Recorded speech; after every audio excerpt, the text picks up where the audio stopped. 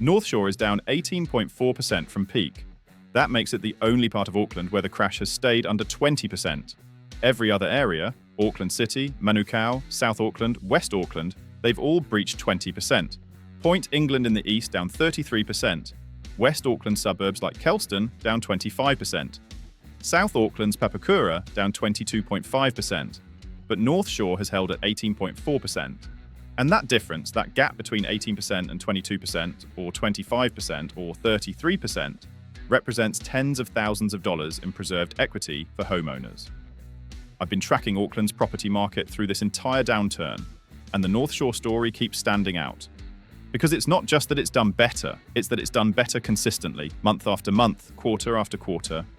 While other parts of Auckland were getting hammered, Northshore was absorbing the hit but not collapsing. So if you own property on the North Shore, or you've been considering buying there, or you're just trying to understand what actually protects property values when the market turns, this is critical. Because Northshore's relative resilience isn't random. There are specific factors, infrastructure, demographics, employment, amenity, that have insulated it from the worst of Auckland's crash. And here's what's particularly interesting. Auckland Mayor Wayne Brown was just re-elected in October 2025. He's pushing hard for housing intensification, especially around the City Rail link stations that are opening in 2026. A lot of that development corridor runs through the North Shore. So the question becomes, will North Shore's resilience continue, or will the planned intensification change the equation? Now, I need to be clear about something. An 18.4% crash is still a crash. If you bought the median North Shore home at the peak for around $1.57 million, it's now worth about $1.28 million. That's nearly $290,000 in lost value. For most families, that's devastating. But compared to what's happened in the rest of Auckland, North Shore homeowners have been relatively protected. And understanding why matters enormously for anyone making property decisions in 2026. So in this video, we're going to break down exactly what's happened on the North Shore. We'll look at the numbers compared to the rest of Auckland. We'll dig into why North Shore has held up better, the infrastructure, the demographics, the economic factors. And we'll tackle what this means going forward, especially with Mayor Wayne Brown's intensification plans. 3 key things we're covering. First, the data showing North Shore as Auckland's outlier. Second, the specific factors that protected it from deeper declines. And third, whether that protection will hold, or if North Shore is heading for a second wave of correction. Let's get into it. Right, so let's start with the comparative data, because the contrast is stark. North Shore has fallen 18.4% from its 2022 peak. The current median sits at $1,279,109. In December 2025, North Shore actually avoided a monthly decline. It was the only part of Auckland to do so. Over calendar year 2025, it's down 1.3%. Now compare that to the rest of Auckland. Auckland City overall has fallen about 23 to 25% from peak, depending on which specific measurement you use. Manukau is down 21.9%. Papakura in South Auckland is down 22.5%. Waitakere in West Auckland is down 21.7%. And Point England in East Auckland has crashed 33%, the worst in the entire city. So North Shore's 18.4% decline is significantly better than every other major Auckland area. It's the only part of the city where the crash has stayed under 20%. That's not a small distinction. That 2 to 4% difference between North Shore and other areas represents roughly $30,000 to $60,000 in preserved equity on $1 million property. When you look at specific North Shore suburbs, there's variation. Stanley Point is the most expensive suburb on the shore at $2,441,500. Birkdale is the most affordable at $959,250. Albany Heights has actually been growing at 0.71% per year over the past 2 years, making it one of the few positive growth suburbs in all of Auckland. Meanwhile, Narrowneck has been declining at 4.24% per year, which is the slowest on the shore but still better than most suburbs elsewhere in Auckland. So, the obvious question is why? What protected North Shore when the rest of Auckland was getting hammered? There are several factors at play, and they all reinforce each other. First, demographics and household income. North Shore has a higher proportion of professional, white-collar households compared to other parts of Auckland. These are families where both partners often work in finance, legal, tech, healthcare management, sectors that weathered the economic downturn better than blue-collar industries. When GDP contracted 0.9% in the June 2025 quarter and unemployment started rising, it hit construction workers, retail staff, transport workers harder than it hit accountants and lawyers. Northshore's employment base was more insulated. Second, infrastructure and amenity. The Shore has excellent schools, both state and private. It has beaches, parks, shopping centres.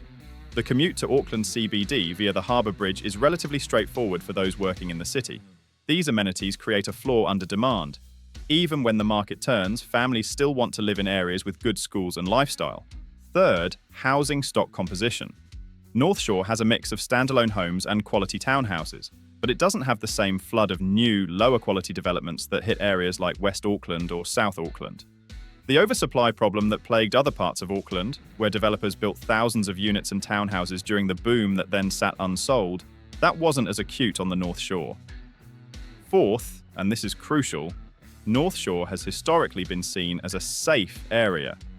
During boom times, it doesn't shoot up as fast as speculative areas. During downturns, it doesn't fall as hard. It's the steady performer. That reputation becomes self-fulfilling. When buyers are cautious and risk-averse, they gravitate toward areas they perceive as stable. North Shore benefits from that flight to quality. And fifth, international buyer interest. North Shore has always attracted a certain segment of overseas buyers, particularly from Asia, who value the school zones, the harbour views, the proximity to beaches. Even with New Zealand's foreign buyer restrictions, there's still been some demand from visa holders and residents with offshore connections. That demand, while not huge, provides additional support. Now, before we paint too rosy a picture, let's be clear about what North Shore's resilience actually means. An 18.4% crash is still a crash. If you bought at the peak, you've lost significant equity. The median North Shore home peaked at around $1.57 million. It's now worth $1.28 million. That's $290,000 gone. For families who bought with a 20% deposit, that's their entire deposit wiped out and then some. They're underwater. And North Shore hasn't been immune to the broader forces crushing Auckland. The Reserve Bank held interest rates at 5.5% for nearly a year. That made mortgages unaffordable for huge swathes of potential buyers, including on the North Shore. When rates are that high, even wealthy households think twice about taking on $1.5 million in debt. The economy contracted. Net migration hit 2.5-year lows. Inventory levels across Auckland, including North Shore, are at decade highs. All of these forces pushed prices down on the shore just like everywhere else. North Shore just absorbed the damage slightly better. There's also the question of what happens next. Mayor Wayne Brown has made housing intensification a centerpiece of his second term. He's pushing for density around the city rail link stations, which include North Shore areas that will connect via the proposed additional harbour crossing and potential rapid transit links. More density means more supply. More supply, all else equal, puts downward pressure on prices, and there's a risk that North Shore is simply lagging other areas. Maybe the steeper declines hit South and West Auckland first, because those areas were more vulnerable. But the underlying forces, high inventory, weak economy, cautious buyers, those forces are still present. North Shore might just be experiencing a slower version of the same correction. So let's talk about where North Shore goes from here and what this means for property decisions. Most economists are forecasting modest price growth for Auckland in 2026, maybe 3 to 5% nationally. If that plays out, North Shore is likely to participate.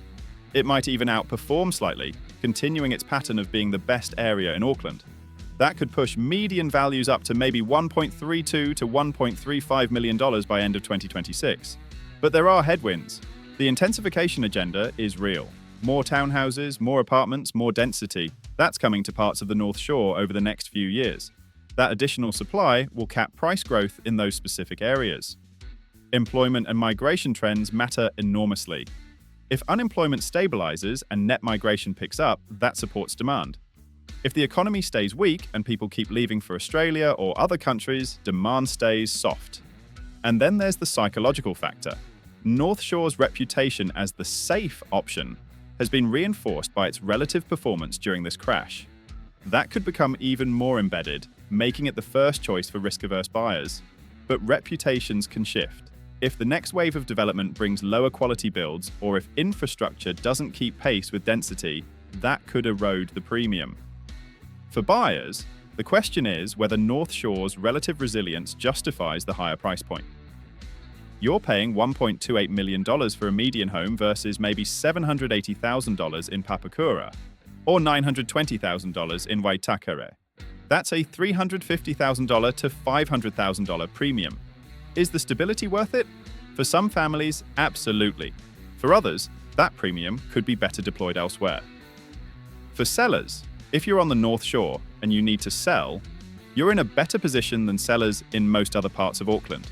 You've lost less equity. The buyer pool for North Shore properties is more stable, but you're still selling into a weak market. Don't expect miracles. All right, let's wrap this up. North Shore has fallen 18.4% from peak, making it the only part of Auckland where the crash stayed under 20%. Every other area, from Auckland City to Point England's 33% collapse, has suffered deeper declines. That 2 to 6% differential represents tens of thousands of dollars in preserved equity for North Shore homeowners.